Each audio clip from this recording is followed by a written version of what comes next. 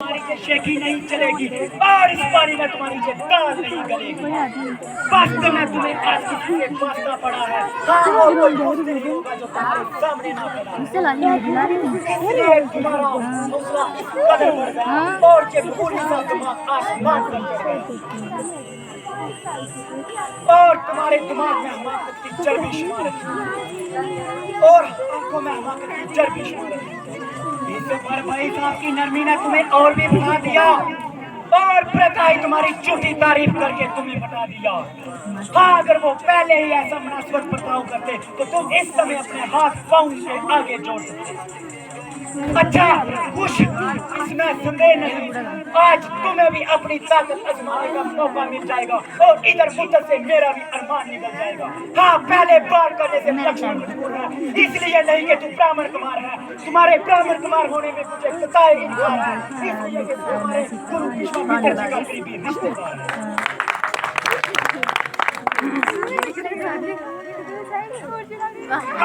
मूर्ख, गुस्ताख, शरारती मूर्ख, अब तू अपनी जुबान चलाने लगा और मेरी इज्जत व हुर्मत को खाक में मिलाने लगा।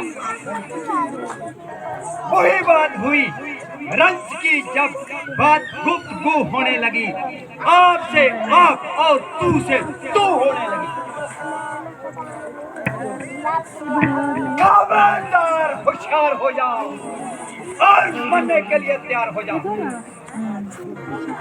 तेरे सामने अब बिल्कुल कलाम नहीं, अभी अगर एक ही बात है तुम्हारी हड्डियां चूर ना कर दूं तो मेरा नाम भी पसे राम नहीं।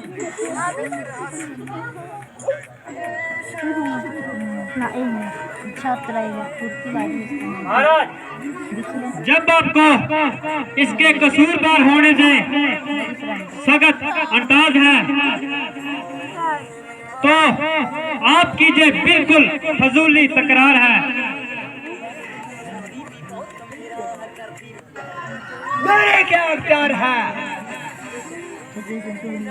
ये खुद मौत का तलबगार है। लक्ष्मण, तुम इनको अधिक ना सुधाओ और जरा देखो जाओ। जरा गुस्से को थाम लीजिए और मेरे साथ कलाम कीजिए।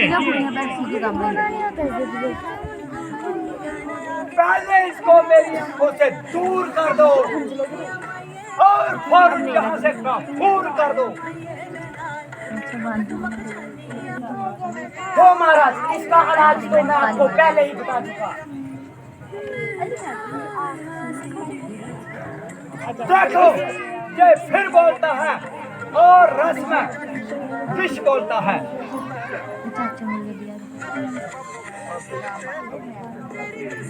अब जे कतापी नहीं बोलेगा, कहिए क्या है?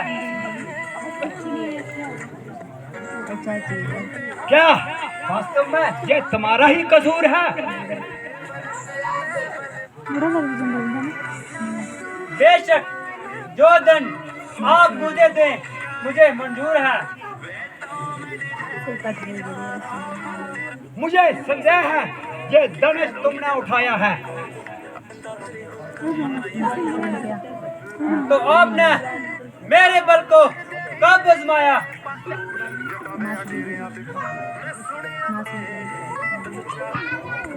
लीजिए इस धनुष का चिन्ह कमान करके और मेरा इत्मीनान कीजिए।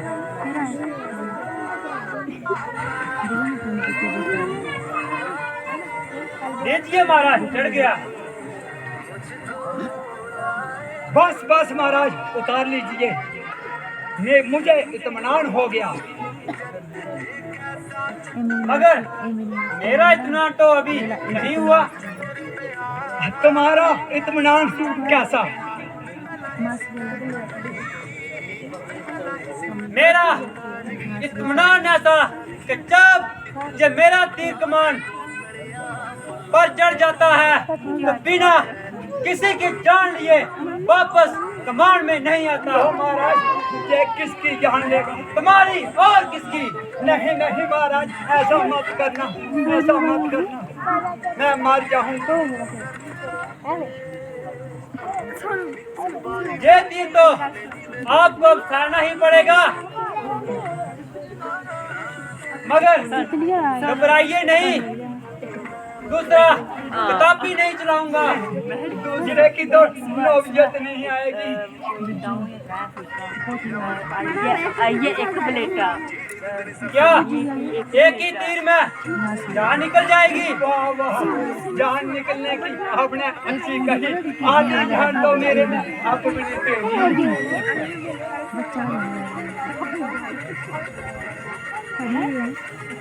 बस मिशर जी हो चुके, जरा परसा तो संभालिए और अपने जोर तो दिखाइए।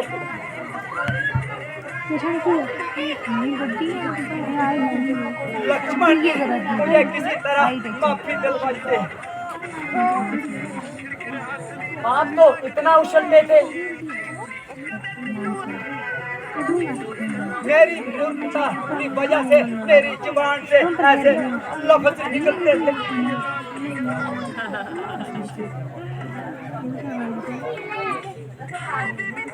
महाराज मैं क्या कर सकता हूँ, मैं तो आपकी नजरों से दूर हूँ, इसलिए किसी तरह की साजिश करना मेरे लिए भूल नहीं है। मेरा जो बोलना है वो आपकी बातों में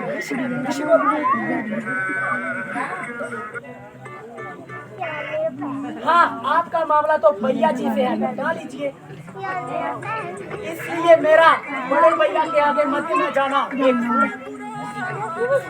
के आगे तो हम छोड़िए भी तीर।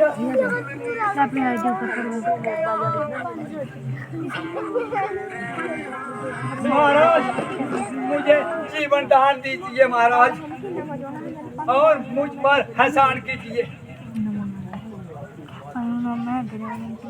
तुमको तो अपनी बात की शर्म नहीं, मगर शरण में आए हुए शत्रु पर वार करना क्षत्रिय का धर्म है। मगर इस शरीर पर छोड़ता हूँ कि आगे को तुम कभी जे अपने शस्त्र ना उठाओगे और किसी क्षत्रिय पर के आगे कभी ना आओगे। महाराज आपकी आज्ञा स्वीकार करता हूँ और इस बात का इनकार करता हूँ, आगे को कभी शस्त्र को हाथ नहीं लगाऊंगा और इसी जगह से ऊर्जा पर्वत पर चला जाऊंगा। आज से आप अपनी जिंदगी ईश्वर के नाम से गुजारूंगा और सब पापों का रक्षित करने से बहुत उतारूंगा।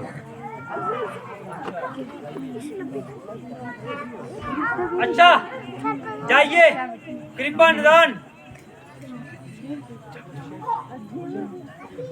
मिश्र जी भोजन तो कर लीजिए, कभी हमारा भी भोजन कर लीजिए।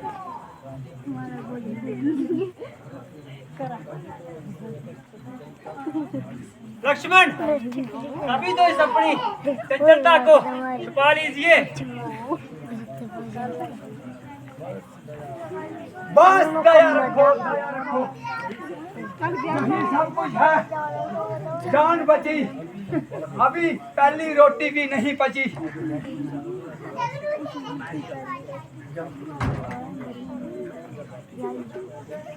और अगर आप दोबारा बुलाएंगे तो मैं अपनी जान भी दे दूंगा।